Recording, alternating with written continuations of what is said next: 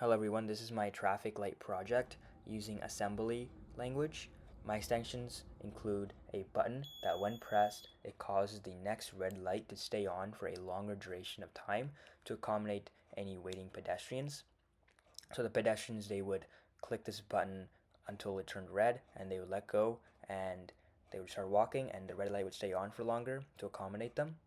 I also incorporated a buzzer to provide an auditory indication for drivers that the light has changed from red to green because a lot of times when a lot of drivers on red lights they kind of zone out, so it's best to have that auditory indication so that when it turns from red to green they're once again alert as they should be.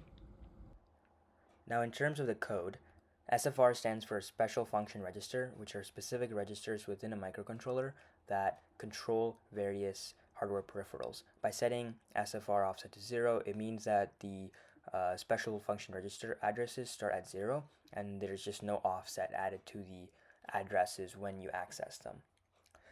These lines configure the microcontroller's port B pins as outputs. PB0, PB1, and PB2 are set as outputs for controlling the red, yellow, and green LEDs. Just remember that PB0 would be pin 8, digital pin 8, so PB1 would be digital pin 9, and etc. And then PB4 is set as an output for controlling the buzzer, which is connected to pin D12. These lines configure PB3 D11 as an input pin, which is used for detecting if the button has been pressed. The flag register R16 is cleared, which is basically set to 0 to represent that the button is not being held initially. And the traffic light logic goes through 3 states actually: red, green, and yellow. It follows a loop and controls the LEDs and buzzer accordingly. The red LED PB0 is turned on by setting PB0 high, and the yellow PB1 and green PB2 LEDs are turned off by setting their respective pins low. The code checks if the button was pressed by loading the button flag into register R17, and if the flag is set indicating the button was pressed, the program jumps to the red long label for a longer red light duration. Otherwise, the program continues with a 5-second delay and then moves to the green light state. If the button was pressed, the red light stays on for 10 seconds instead of 5. After the delay, the button flag is cleared and the program moves to the green light state. The green LED PB2 is turned on by setting PB2 high and the red and yellow LEDs as low. The buzzer PB4 is activated for 1 second, providing an auditory signal when the green light turns on, and after 5 seconds the program proceeds to the yellow light state.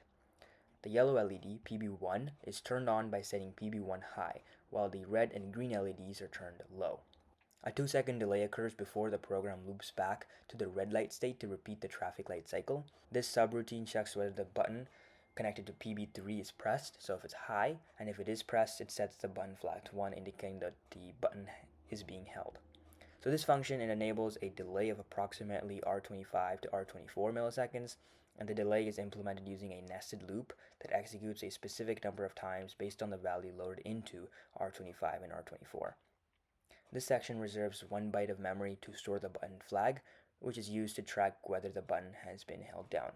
Thanks for watching.